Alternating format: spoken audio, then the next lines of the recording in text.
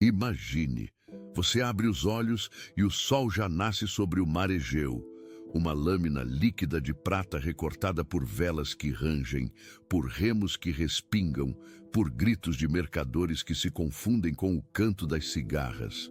Já pensou como é viver aqui agora, quando as colunas brancas parecem segurar o céu, quando o cheiro de azeite recém-prensado se mistura ao de fumaça de lenha e lã molhada?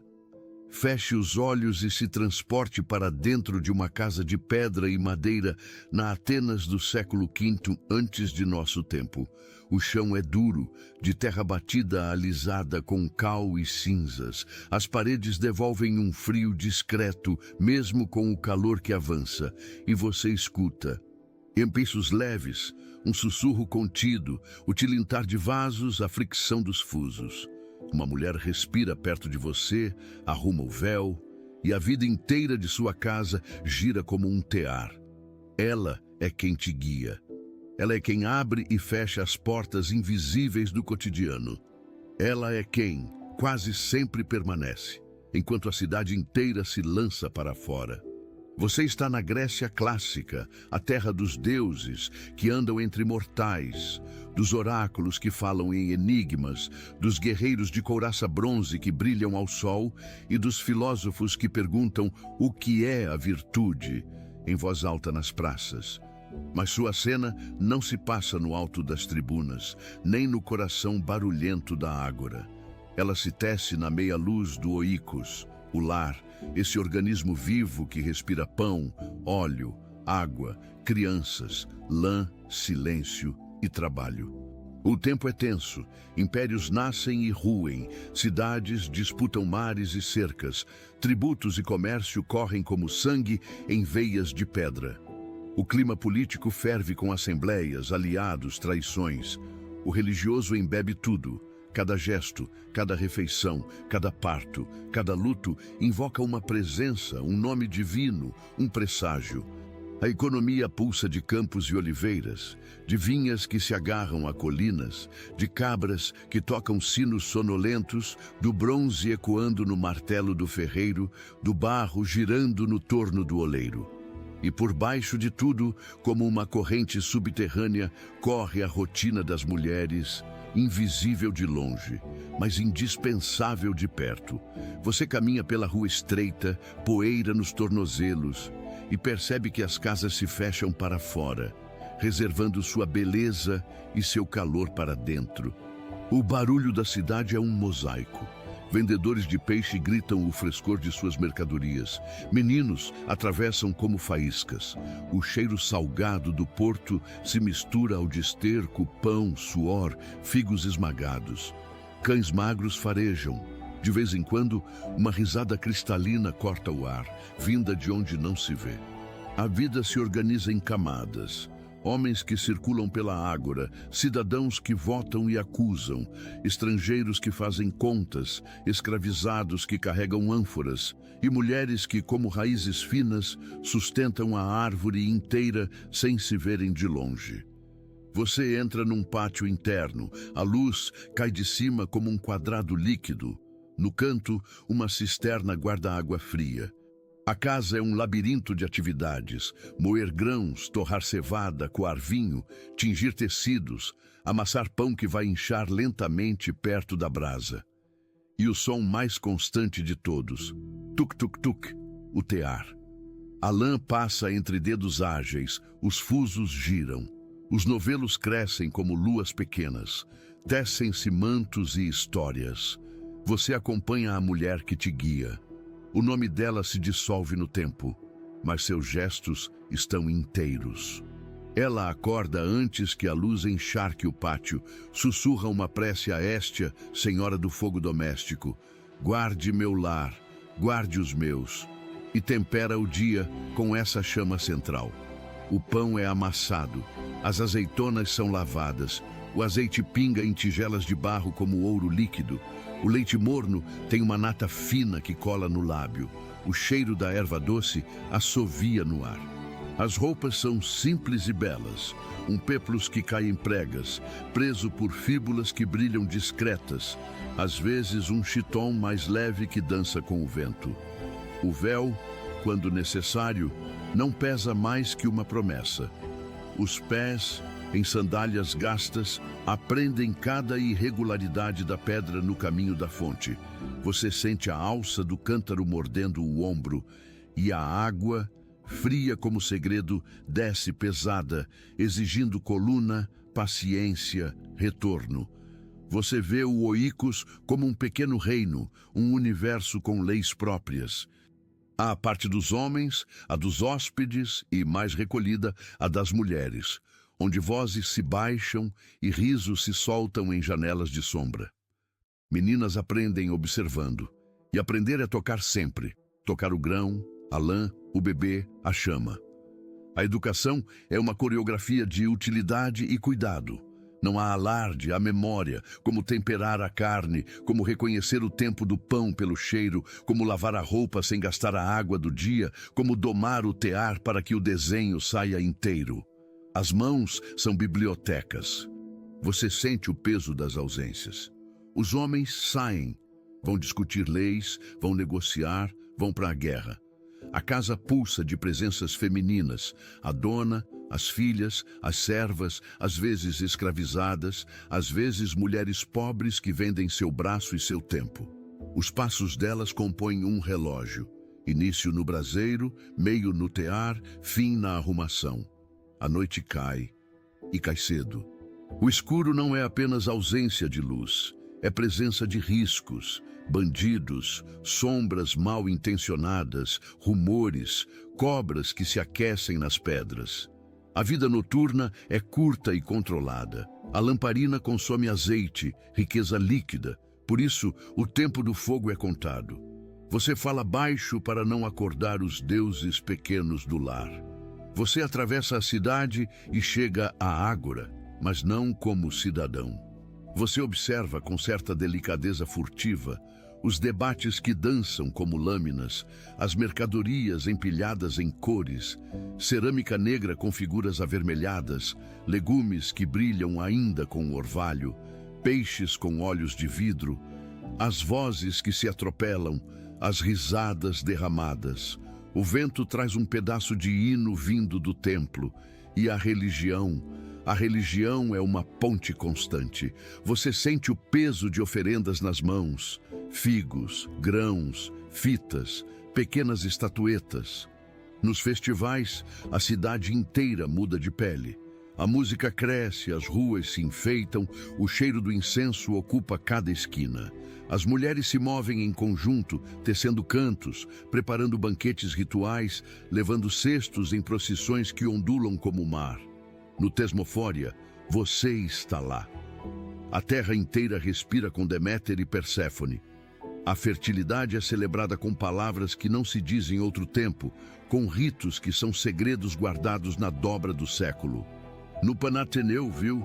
Tecidos magníficos, pentes que passaram meses no tear, sobem até a deusa. Cada fio é um dia, cada nó é uma oração.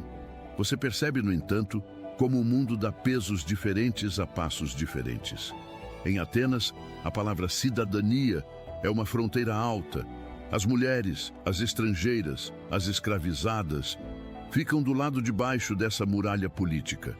Elas existem como centro da vida, mas nos registros cívicos são margens. O casamento chega cedo, arranjado como se arranja a renda de um campo. Os dotes se combinam como se combinam colheitas, e idade e desejo nem sempre andam juntos. A casa recebe uma menina que vira mulher de repente e toma sobre os ombros a tarefa de dar continuidade ao nome, aos deuses, à herança. A sexualidade é uma sombra densa, polida pela moral do tempo, vigiada pelos olhos do bairro inteiro. A maternidade é um rito e um risco. O parto traz sangue e canto, cheiro de arruda e gritos, mãos de parteira e silêncios de pedir. Você escuta rezas a Ártemis e a Ílio, sente o peso da incerteza cravado nos ossos da noite. A morte ronda como se rondam muralhas. Febres vêm com o verão e retornam com o outono. Os deuses, às vezes, recolhem o que deram. Você se desloca e o mar te leva a Esparta. O vento parece mais seco, a terra mais áspera, o ritmo mais duro, e, no entanto, os olhos das mulheres enxergam o horizonte de outro modo. Em Esparta, você vê moças correndo ao ar livre, treinando o corpo como se o corpo fosse também uma oferenda aos deuses e ao Estado. Vê saias curtas e passos firmes, vê um orgulho liso como pedra polida. Elas administram propriedades, falam com voz que preenche um pátio inteiro, tomam decisões enquanto os homens, quase sempre, vivem para a guerra. Em Esparta, o peso social do nascimento é assunto da cidade. As mulheres carregam, portanto, uma responsabilidade que é também espaço.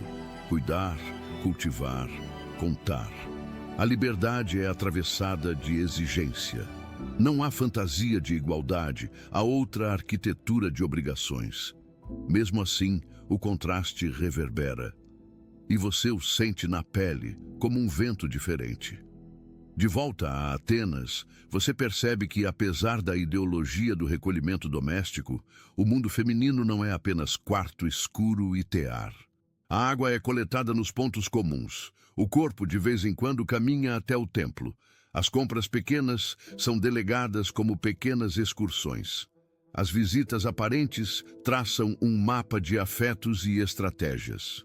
Há também as mulheres que habitam outras margens, as estrangeiras residentes, as metecs, que trabalham, negociam, costumam ter mais trânsito e às vezes riqueza. E há as hetairas, companheiras de banquetes, educadas em música e conversa, que atravessam salões fechados e por isso tocam a política com ponta de dedo. Elas são exceção e espelho, glória e estigma, dependentes da vontade do vento social. Em qualquer direção, o corpo feminino carrega marcas que a cidade lê como pergaminho. Véus dizem coisas, joias sussurram status, sandálias falam de destino. Você aprende a ler a cidade a partir de cheiros. O campo oferece poejo, tomilho, vinhas quentes. A cidade devolve alho recém-amassado, cebola caramelizando devagar, peixe no ponto exato entre o mar e a brasa, azeite que chora pingos lentos, vinho cortado com água fresca. O pão abre como um ventre, o mel escorre com sua paciência espessa. As mãos são untadas em óleo e cinza para polir o chão, e os dedos racham no frio do inverno, quando o vento do norte corta como lâmina. As roupas pesam molhadas no cordame improvisado. A lã cheira a animal, depois cheira a rio, depois cheira a sol, e finalmente cheira a casa. Você toca o tear e compreende como a técnica é uma oração. Os braços coordenam o batente, os pés executam um ritmo, os olhos vigiam a geografia do desenho. As mulheres conversam em fiapos, trocando receitas e remédios, simpatias e táticas. Para a febre, macerar folhas de louro. Para a cólica, água quente com semente de coentro. Para afastar mal-olhado, um nó vermelho no pulso. Há superstições que se grudam à pele como poeira. O mundo é cheio de sinais, e ignorá-los parece abrir uma fresta por onde a desgraça entra. Você sai da cidade e segue por estradas de pedra irregular, ladeadas por figueiras que oferecem sombra à vara. No campo, as mulheres acordam com a primeira luz, varrem o pátio, acendem o fogo, alimentam as aves, ordenham cabras inquietas que cheiram a capim antigo. A colheita de azeitonas é um balé paciente. As mãos apalpam, torcem, soltam, cantam para que o tempo passe sem ferir a mente. No outono, as uvas pendem como constelações. Os pés, leves, lava dos tornozelos para baixo, esmagam com ritmo de música. Crianças correm, risos voam, cães ladram, pássaros comparecem. A casa rural é mais aberta, a vizinhança é céu e terra, e a noite é um pano muito escuro perfurado por estrelas grandes. Os perigos são outros. Cobras sob pedras quentes, lobos que descem quando a fome morde o mundo, chuvas repentinas que arrastam tudo. pragas que dissolvem plantações invisivelmente como maldição sem rosto. As mulheres aqui conhecem o céu a olho nu. Elas leem o clima nas costas do vento, na cor da manhã, no humor das galinhas. O calendário religioso mistura-se à estação. Semear é rezar, colher é agradecer, perder é apaziguar. Você entra num templo e sente o frio das pedras na sola, o cheiro do incenso puxando a garganta, a luz cortada pelas colunas como fatias de tempo. A religião é um tecido que nelas se dobra com autoridade. Sacerdotisas, às vezes, conduzem ritos. Mulheres guardam segredos que a cidade inteira respeita sem perguntar. O sagrado lhes dá um palco e um código. As festas maiores transbordam a fronteira do privado.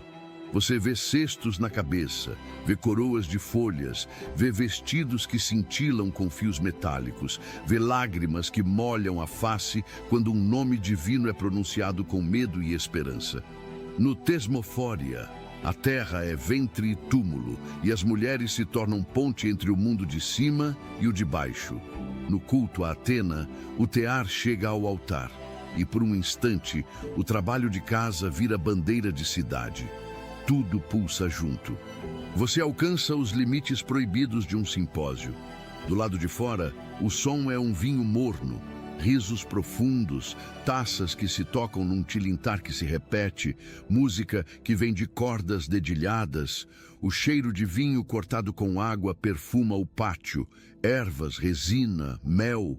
Homens reclinam em clinai, as conversas se enroscam em filosofia, poesia e intriga. Você não entra, a noite ali pertence a outra dramaturgia, mas sente como o teto desse salão pesa sobre o teto das casas. Palavras ditas na embriaguez encontram o dia seguinte. Decisões brincalhonas viram leis. Enquanto isso, no Oikos, a lamparina baixa ensina os olhos a reconhecerem pouca luz. Uma mulher termina um bordado. Outra conta as moedas do azeite gasto. Uma terceira recolhe brinquedos de madeira do chão. Os meninos respiram pesado no sono. Uma menina observa as sombras na parede e treina, com a ponta do dedo, uma letra invisível sobre a poeira. Você acompanha um casamento. A casa perfuma-se de mirra. Os cabelos são arrumados em ondas contidas. O vestido pesa mais hoje, com camadas que estalam como folhas secas. O noivo chega com amigos cantando, a tochas, a risos, a um cortejo que atravessa ruas como se abrisse um caminho de fogo. Dotes são listados num murmúrio formal. O casamento é um contrato que o bairro inteiro assina com os olhos. A lua observa, silenciosa, a travessia que muda o mapa das casas.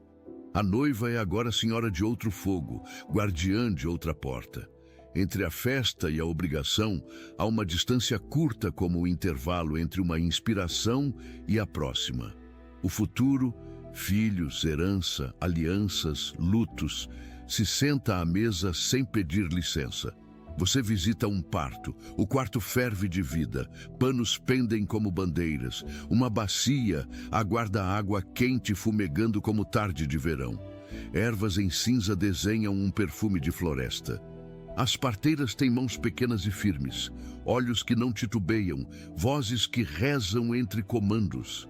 O grito abre espaço, a dor é uma onda que se quebra, e quando o choro do bebê explode, tão agudo, a casa inteira respira.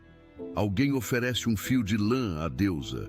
Alguém acende uma vela para a Héstia. Alguém ri e chora ao mesmo tempo. O perigo, porém, não sai. Ele senta num canto e observa, porque o mundo é frágil.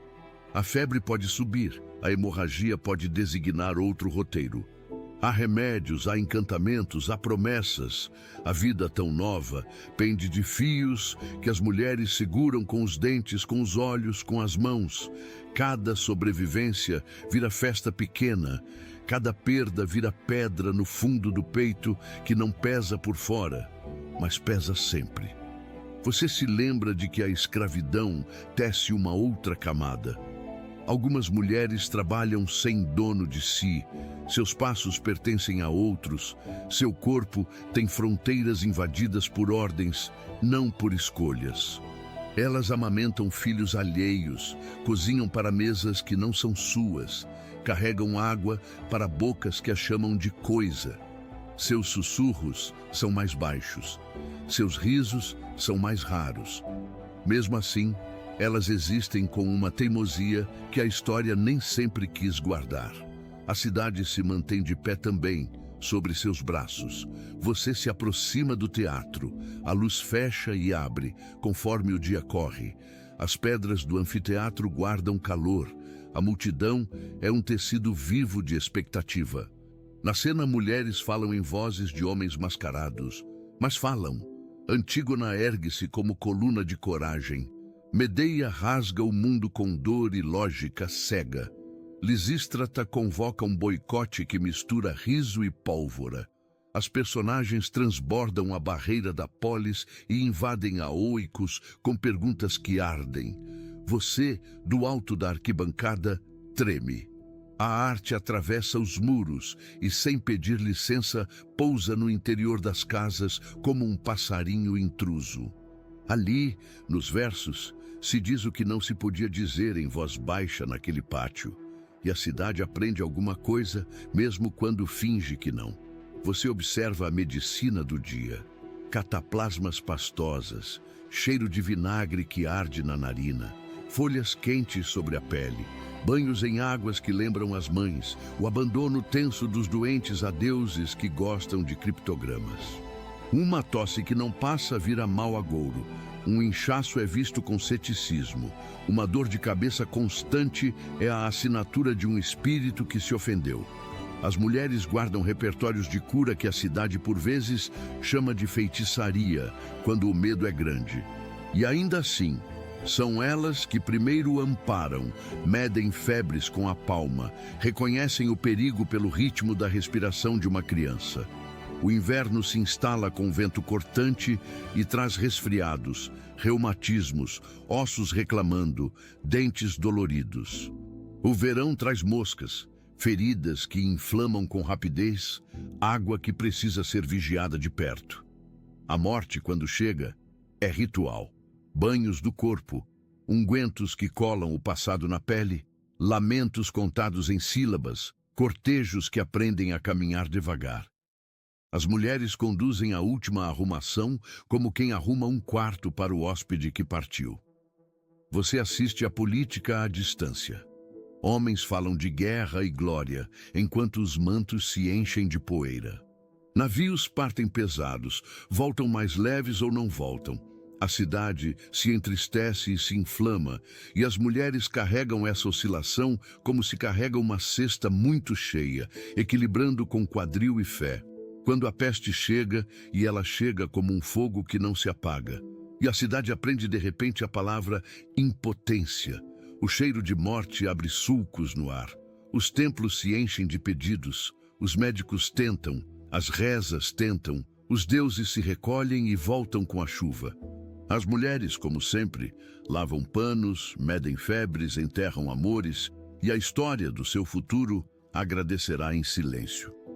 Você caminha pelas bordas e percebe as rachaduras. Há casos de abandono de bebês que a pobreza ou a superstição justificam. A exposição é um extremo frio, um gesto que a cidade não aplaude, mas tolera como quem tolera o que já está no chão. A violência que se esconde sob vozes graves, a justiça que julga com mãos diferentes conforme o sexo e o status, há leis que são fios esticados pelo vento de homens. E mesmo assim, há brechas. Em alguns testamentos, mulheres aparecem como guardiãs. Em algumas famílias, elas decidem com a mesma firmeza de um patriarca ausente. Em certos santuários, a palavra delas pesa como pedra. Você volta ao pátio. É fim de tarde. O sol entorna metal derretido sobre as telhas milenares. No chão, a sombra do tear alonga-se como um rio preto. A mulher que te guia prepara a refeição da noite. Grão de bico macio, folhas amargas que acordam a boca, pedaços de peixe em sal e limão. pão que abre com suspiro. Ela conta histórias antigas, de deuses que viram aves, de mortais que enganaram a morte, de heroínas que escolheram o abismo para salvar uma promessa. O riso aparece nas dobras da boca como uma rendinha. As crianças escutam com olhos grandes, pingam sono na mesa, caem no colo. Um gato se enrola no pé da mesa. A lamparina acesa desenha o rosto dela em amarelo quente. Você respira e compreende. A Grécia, que sobreviverá na memória de mármores, poemas e leis, é também esta, de panos estendidos, de água carregada, de dores que não viraram estátua. É também esta de mulheres que costuram o tempo com fios que não brilham no sol, mas que seguram o tecido inteiro da cidade. Você se aproxima da porta. A rua agora é um corredor escuro com pontos de ouro. O céu, um oceano preto fremente de estrelas grandes como sementes. O mundo dorme aos poucos. Primeiro os velhos, depois as crianças, depois os cães, por fim os passos de um bêbado atrasado na esquina. Em algum lugar, uma lira soluça baixo. Em outro, uma reza sussurra para um deus menor. O fogo de Héstia acalma como coração que encontra o compasso. A mulher fecha a casa com gesto cansado, mas firme. Você está aqui e está agora. E enquanto se afasta, percebe que leva o cheiro de azeite no cabelo, a poeira da rua nas sandálias, o rumor do tear na cabeça. Muitas coisas mudarão nos séculos. Os impérios vão cair, a língua vai mudar de roupa. Os templos vão se quebrar e ressurgir como ruína visitada por forasteiros. Mas a pergunta que ecoa é ainda esta: quem sustenta uma civilização quando todos olham para o topo? A resposta, sussurrada entre panos, dita entre rezas, contada no silêncio dos pátios, é a mesma. São elas. E quando você abre os olhos de volta ao presente, uma última brisa do Egeu ainda te toca a nuca. E você entende, com um assombro manso, que a vida das mulheres na Grécia clássica não é apenas passado. É um espelho que nos chama a ver melhor o que sempre esteve diante de nós. Gostou do vídeo? Então curta, comente e compartilhe. Se inscreva no canal Imagine um Dia. Aproveite para ativar o sininho da notificação e até a próxima!